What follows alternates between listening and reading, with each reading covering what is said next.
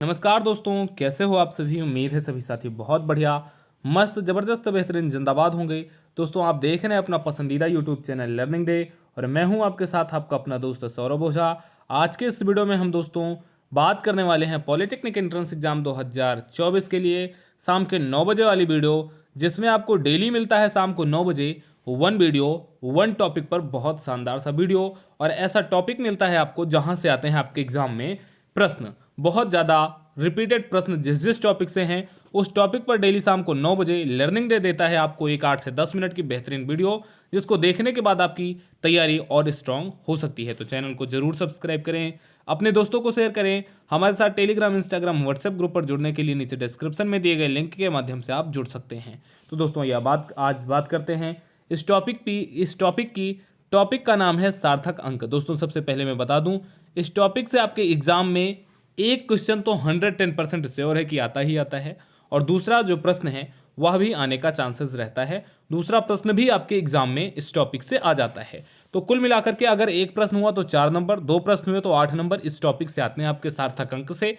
अब सार्थक अंक को आप निरूपित कैसे करेंगे, प्रश्न किस तरीके का बनता है, इसको समझने के लिए पहले आपको समझना होगा कि सार्थक अंक आखिर होते क्या हैं। किसी माप को जितने अंकों में शुद्ध रूप से प्राप्त किया जा सकता है, उन अंकों की संख्या को जिसके द्वारा जिस राशि को निश्चित रूप से व्यक्त किया जाता है उसे ही सार्थक अंक कहते हैं।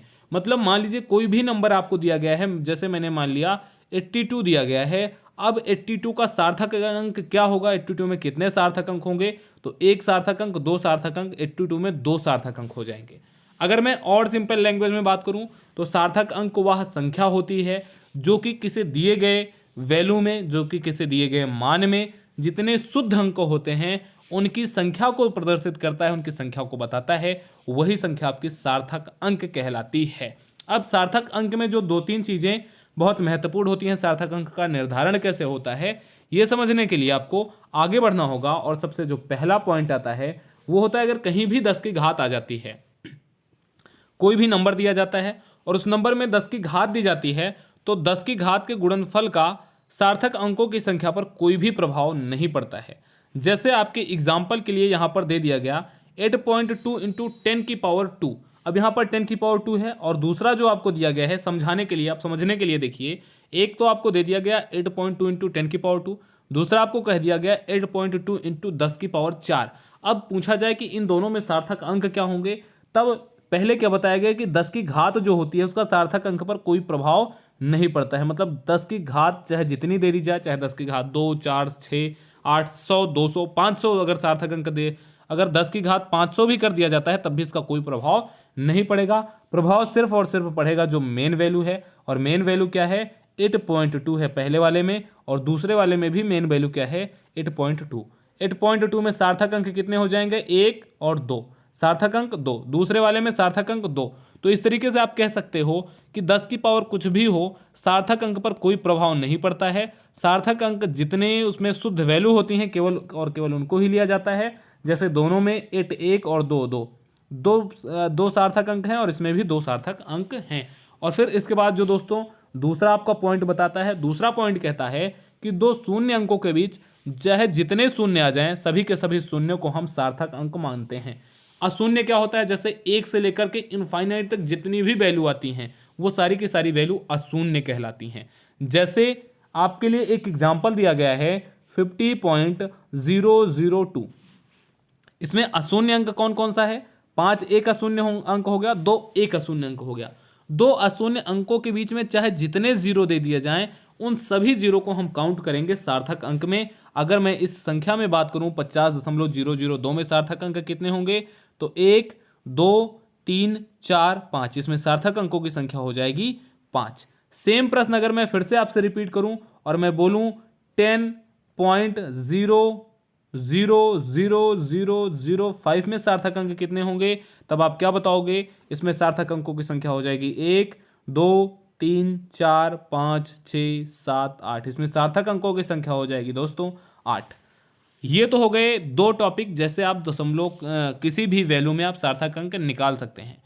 तीसरा जो रूल इसका कहता है कि यदि कहीं पर भी दशमलव बिंदु है और दशमलव बिंदु के पहले कोई भी अशून्य अंक नहीं है, मतलब दशमलव है और दशमलव के पहले कोई भी अशून्य अंक नहीं है, अशून्य अंक ना होने का मतलब है कि शून्य है, तो दशमलव अंक के तुरंत बाद के शून्य अंकों को छोड़कर सभी अंक सार्थक अंक होते हैं। जैसे एग्जाम्पल के तौर पर यहाँ पर आपको दिया गया है 0.024 और दूसरा आपको जो एग्जाम्पल दिया गया है 0.0784। क्या कहता है, अगर दशमलव है, दशमलव के पहले जीरो है, तो दशमलव के पहले जीरो वाला तो सार्थक अंक वैसे भी नहीं काउंट होगा, और अगर दशमलव के बाद भी जीरो है तो बाद वाले जीरो को भी हम सार्थक अंक नहीं मानेंगे। इसमें सार्थक अंक केवल और केवल 2 4 हो जाएगा, तो 1 और 2, इसमें सार्थक अंकों की संख्या हो जाएगी 2, और इस वाले में दशमलव के पहले जीरो कैंसिल, दशमलव के बाद जीरो कैंसिल, फिर सार्थक अंक हो जाएंगे 1 2 3 4। क्लियर दोस्तों? तो ये 3 मेन जो हैं वैल्यू, 3 मेन निर्धारण के आपके सूत्र हैं। इसके बाद जो अगला कॉन्सेप्ट कहता है वो कहता है कि यदि दशमलव अंक से पहले कोई अशून्य अंक है, अशून्य अंक होने का मतलब कि 1 से लेकर के कोई भी वैल्यू दी गई है, तब दशमलव अंक के तुरंत बाद के शून्य अंक भी सार्थक अंक होते हैं। इसको आप यहां से ही समझ सकते हैं, जो रूल नंबर 2 मैंने बताया था उसी रूल नंबर 2 पे आप इसको समझ सकते हैं। जैसे यहां पर आपको एक वैल्यू दी गई है, दशमलव के पहले 8 है तो 1 सार्थक अंक, और दशमलव के बाद फिर जितने भी जीरो हैं इनको भी सार्थक अंक मानेंगे, तो 1 2 3 4 5 और 6 आपके हो जाएंगे सार्थक अंक। इस वाले में मैं बात करूं तो 1 2 3 4, इसमें सार्थक अंकों की संख्या हो जाएगी 4। 10 की पावर कुछ भी हो उसका कोई प्रभाव नहीं पड़ता है।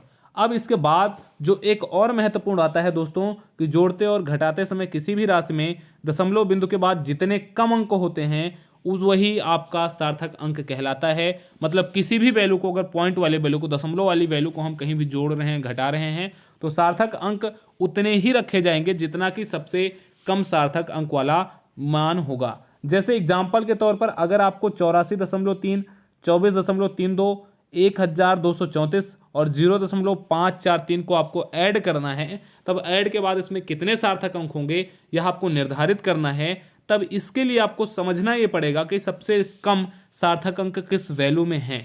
जैसे पहले वाले में आप देखना 84.3 में 1 2 3 सार्थक अंक, इस वाले में 1 2 3 4 सार्थक अंक, इस वाले में 1 2 3 4 सार्थक अंक, इस वाले में 1 2 3 सार्थक अंक। तो सबसे कम सार्थक अंकों की संख्या क्या है? 3। तो इसको ऐड करने के बाद जो वैल्यू आएगी उस वैल्यू में सार्थक अंकों की संख्या 3 ही रखी जानी चाहिए। तो इसीलिए इसको ऐड करने पर जो वैल्यू हमें मिलेगी उस वैल्यू के मान को हम केवल और केवल 3 अंकों में ही निर्धारित करेंगे। क्लियर दोस्तों? इसी तरीके से कहीं पर भी किसी लंबाई को ऐड करना है, कहीं पर भी किसी चौड़ाई को ऐड करना है, या कोई भी वैल्यू आपको पुट करनी है, तो वहां पर सार्थक अंकों की संख्या केवल और केवल उतनी ही ली जाएगी जितनी की सबसे कम वैल्यू में सार्थक अंकों की संख्या होगी। तो दोस्तों कुल मिलाकर के सार्थक अंकों का टॉपिक बस यहीं तक है। बहुत सिंपल से प्रश्न, इसमें इसी टाइप के प्रश्न आपसे पूछे जाएंगे, क्योंकि बहुत ज़्यादा चांसेज होता है कि इस टाइप के प्रश्नों में ही बच्चे मिस्टेक करते हैं। प्लस और माइनस का उतना महत्वपूर्ण नहीं है जितना महत्वपूर्ण ये है, और 10 की पावर वाले वैल्यू में सार्थक अंक ज़्यादा से ज़्यादा टाइम रिपीट ही होते हैं। ऐसे ही प्रश्न आपके एग्जाम में पूछे जाते हैं।